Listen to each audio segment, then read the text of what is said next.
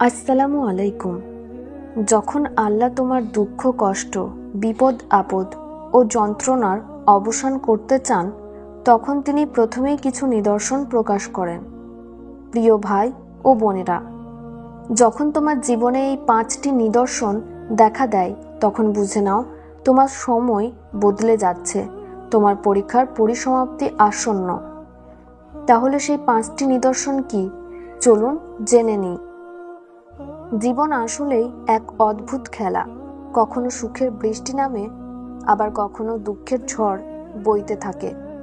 মানুষ যখন কষ্টে পড়ে, তখন তার চোখে সব দরজা বন্ধ হয়ে যায়, সব আশাগুলো ভেঙে যেতে থাকে, আর মনে হয় হয়তো আমার নিয়তিই এমন।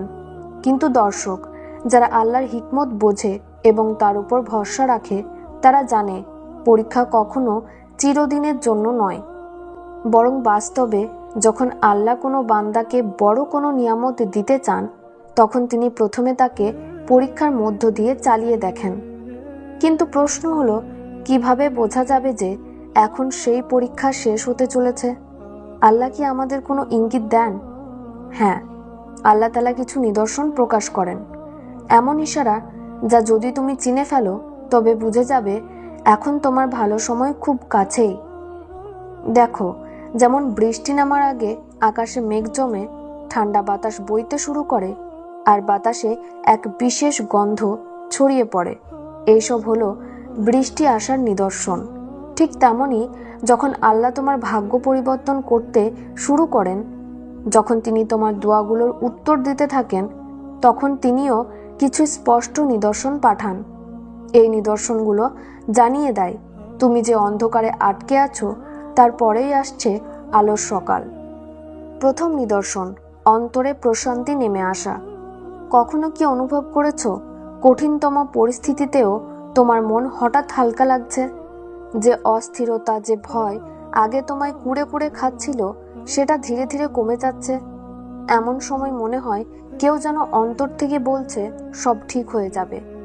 জেনে রাখো, এই অনুভূতি কোনো কাকতালীয় ব্যাপার নয়, এটা আল্লাহর পক্ষ থেকে একটি ইঙ্গিত যে এখন তোমার পরীক্ষা শেষের পথে।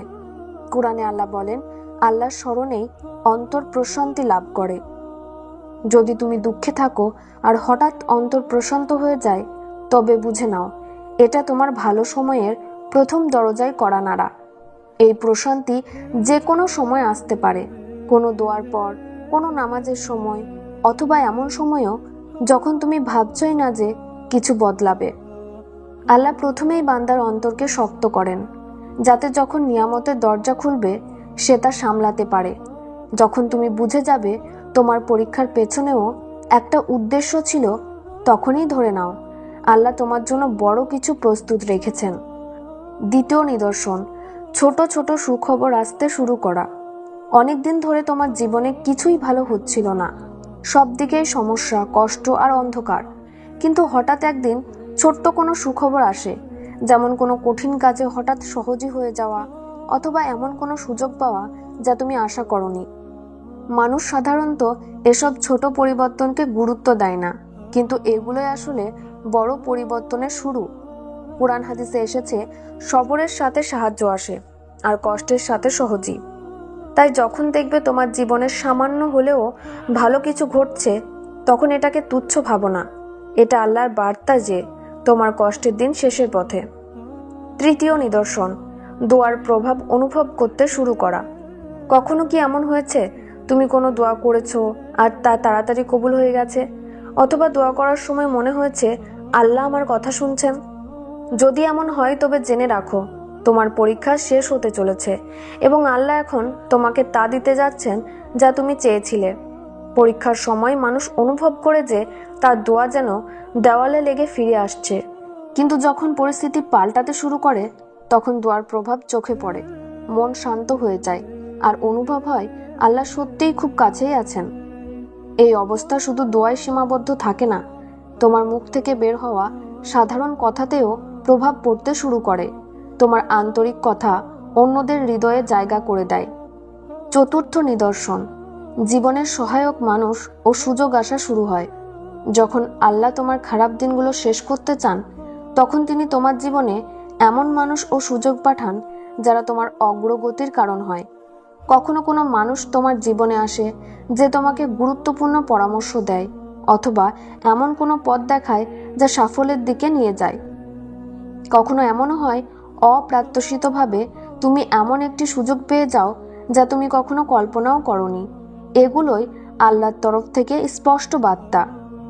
তোমার পথ এখন খুলে গেছে এবং সহজেই এখন তোমার জন্য নির্ধারিত হয়ে গেছে। আল্লাহ যখন কাউকে ভালোবাসেন তিনি তাকে কোনো মহান উদ্দেশ্যের জন্য বেছে নেন। তাই যদি তুমি দেখো তোমার জীবনে নতুন ভালো মানুষ আসছে, তবে বুঝে নাও তোমার ভাগ্যের নতুন অধ্যায় শুরু হতে যাচ্ছে। পঞ্চম নিদর্শন, তোমার ভেতর নতুন শক্তি, আত্মবিশ্বাস ও আশা জেগে ওঠা। যখন পরীক্ষা শেষ হতে থাকে তখন তোমার মন আগের চেয়ে অনেক বেশি দৃঢ় হয়ে যায়। ভয় ও হতাশা দূর হয়ে যায় আর তার জায়গা নেয় সাহস ও আশাবাদ। এটা আল্লাহর রহমতের ফল, কারণ তিনি চান যখন সফলতা তোমার দোরগোড়ায় আসবে তুমি তা সামলাতে পারো। তুমি অনুভব করবে এখন আর তুমি আগের মতো দুর্বল নও। তোমার সিদ্ধান্তগুলো পরিষ্কার হচ্ছে, তোমার হৃদয় নতুন আশায় ভরপুর হচ্ছে। এটাই সেই সময়ের নিদর্শন।